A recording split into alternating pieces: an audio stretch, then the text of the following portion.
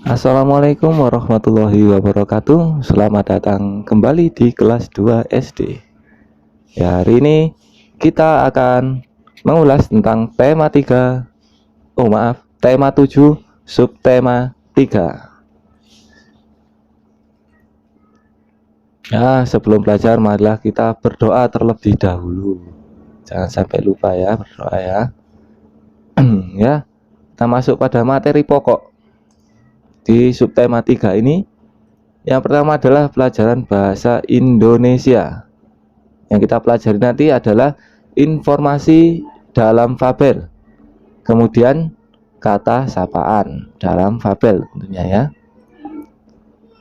Kemudian materi yang kedua adalah tentang PPKN ya, itu keberagaman dan kegemaran dan keberagaman beragama. Dan yang ketiga adalah matematika, yaitu menentukan pecahan dari kelompok benda. Ya, keempat adalah seni budaya dan prakarya, yaitu memahami cara menggambar imajinasi. Oke, langsung kita masuk pada perkenalan subtema.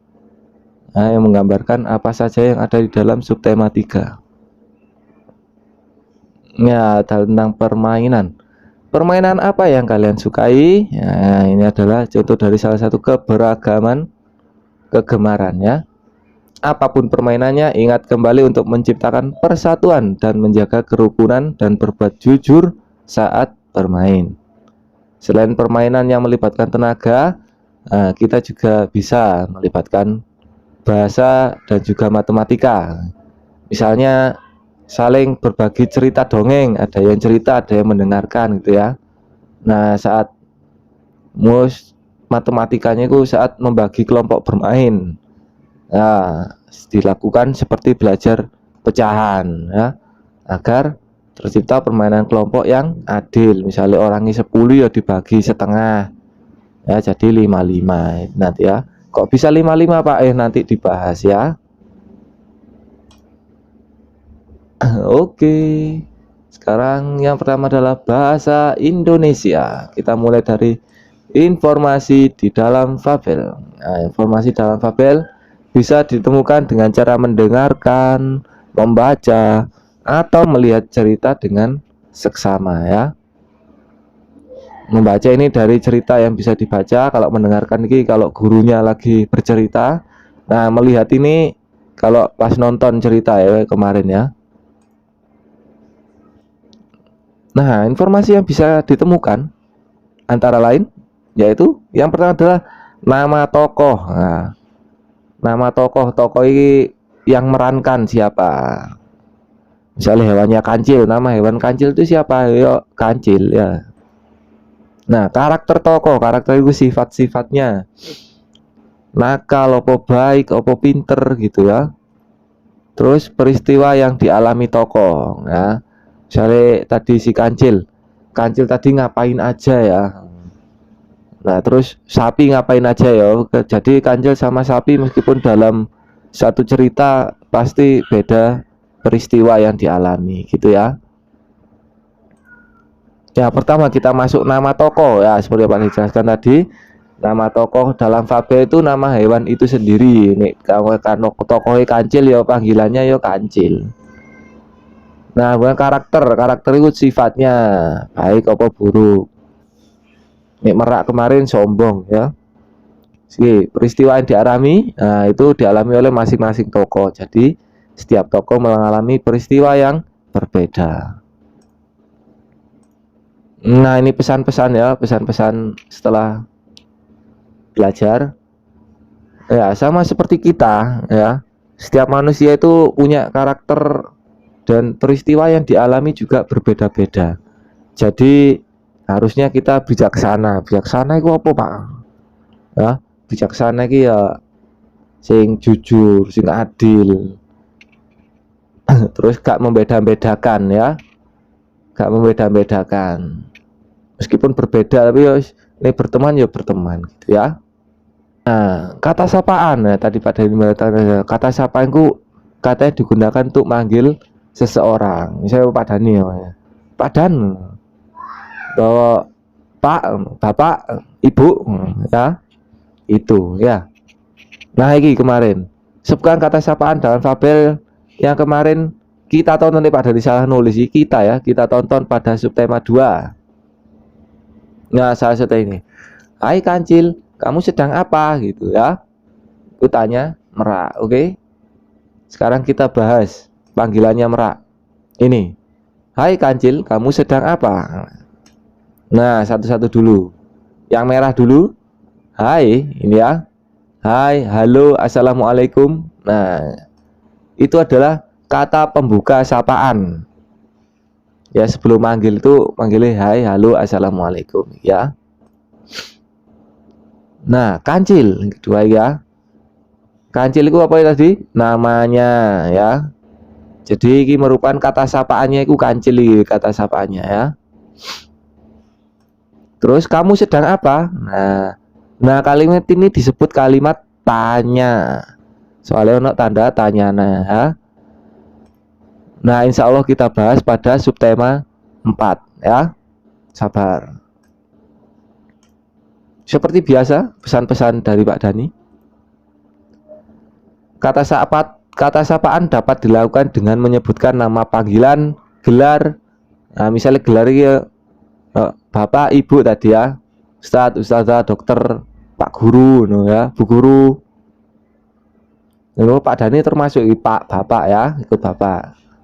Nama ayah ya termasuk ya, gak usah kalian aku manggilnya ayah duduk Bapak ya, gak oleh beda-beda.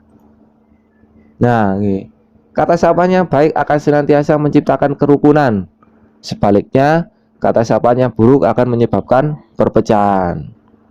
Misalnya Pak Dani ya, Dani kan pakai kacamata, celuk woi kacamata, woi mata 4, nah itu gak boleh. Kalau Pak Dani marah ya akhirnya gak rukun ya. Gitu akhirnya manggilnya ya yang benar Pak Dani ya. Ke teman-teman kalian juga gitu ya. Ya langsung kedua, PPKN ya. Kita ingat kembali apa itu keberagaman. Ada yang masih ingat? Sama? Ya, keberagaman adalah perbedaan-perbedaan berdasarkan karakteristik masing-masing orang ya, karakteristik ada apa? Sifat ya, ciri khas. Nah sekarang dibahas kegemaran. Apa kegemaran itu? Kegemaran hal atau kegiatan yang disukai, biasanya dipengaruhi oleh lingkungan dan jenis kelamin. Kok bisa Pak? Mau coba dilihat ini ya. Misalnya sepak bola, nah, lebih banyak disukai oleh anak laki-laki. Di kelasnya yang suka sepak bola perempuannya ya gak banyak, sedikit ada tapi sedikit ya. Nah masak-masakan juga lebih disukai oleh anak-anak perempuan ya. Soalnya si laki-laki tadi main sepak bola, si perempuan main masak-masakan. Nah sing umum, nah ini umum bersepeda itu laki-laki perempuan juga suka.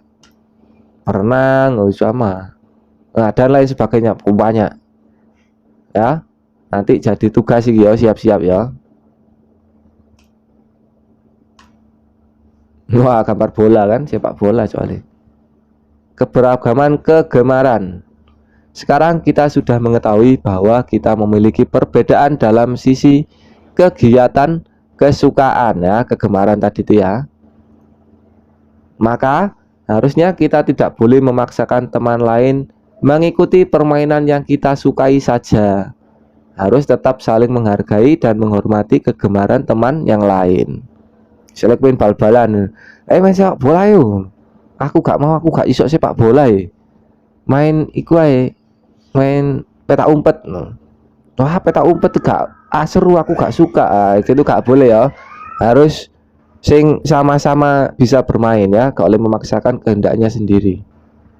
Akhirnya diambil jalan tengah, wis main iku ae wis, main betengan. Nah gitu ya. Oke, kita masuk keragaman agama. Ada berapa agama di Indonesia? Ada 1, 2, 3, 4, 5, 6. Ada 6 ya. agama Islam, Kristen Katolik, Kristen Protestan, Hindu, Buddha, dan Konghucu ya. Kemudian nih tempat ibadahnya Islam itu di masjid ya. Masjid apa lagi? Musola, langgar nyebutnya ya, surau ya, itu nyebut sebutannya ya. Tapi dikenalnya masjid ya. Kemudian hari besarnya pertama Idul Fitri, Idul Adha, Isra Mi'raj, dan lain sebagainya ya. Nah kalau Katolik sama Protestan ini hampir sama, cuman perbedaannya ini yang Pak Dani belum mempelajarinya ya. Tempat ibadahnya juga sama di gereja, cuman bentuk gerejanya beda ya. Bentuk gerejanya beda, bentuk tempat ibadahnya berbeda. Nah kalau hari besarnya hampir sama juga ya. Selain itu Pak Dani belum tahu ya perbedaannya di mana. Nah Hindu, nah, agama Hindu itu tempat ibadahnya namanya pura ya. Nah ada di hari raya Nyepi, hari Saraswati atau hari Pager Besi. Hindu ini pura ini banyak di Bali kalau nggak salah ya, di Bali ya. Buddha ini tempat ibadahnya di wihara. Ada hari Waisak, hari Adasya, hari Kadina ya. Kalau Buddha ini biasanya bentuk iku candi gitu ya. Terus terakhir adalah Konghucu. Nah, agama Konghucu itu kelenteng. Tempat ibadahnya hari besarnya tahun baru Imlek dan Cap Gome ya. Ini biasanya mayoritas itu penduduk dari Cina ya, Konghucu. Nah ini adalah agama-agama kita. Nah oke. Seperti biasa ada pesan-pesan dari keberagaman agama kita. Hendaknya kita saling menghargai dan menghormati orang yang memiliki agama yang berbeda dengan kita. Kenapa? Ada yang tahu? Ya, agar tercipta kehidupan yang damai, tentram, dan menyenangkan. Sekarang matematika, pecahan dari kelompok benda. Mengingat kembali ya, siap-siap yuk, mari kita coba ya. Nah, ini setengah atau 1/2 yang atas disebut pembilang, yang kedua disebut penyebut. Bagaimana caranya menentukan? Yaitu yang pertama, untuk menentukan penyebut yang bawah ya, kita perlu menghitung jumlah orang atau benda seluruhnya, semuanya berarti ya, semua benda. Nah untuk pembilang hanya menghitung banyak benda yang dimaksud. Apa Pak itu Pak? Ya mari kita coba. Nah cerita 1, di sebuah kelas ada 4 orang. Nah ini pulang sekolah ini, piket. Salah satunya adalah Pak Dani yang merupakan guru kelas 2 ya. Dari cerita di atas, jika ditulis dengan bentuk pecahan, berapa banyak guru dalam kelas tersebut ya. Tadi apa? Nyebut penyebut ya, Pak Dani, Pak Guru ya. Tulis 1, yang ditanyakan kan banyak guru ya, banyak gurunya 1.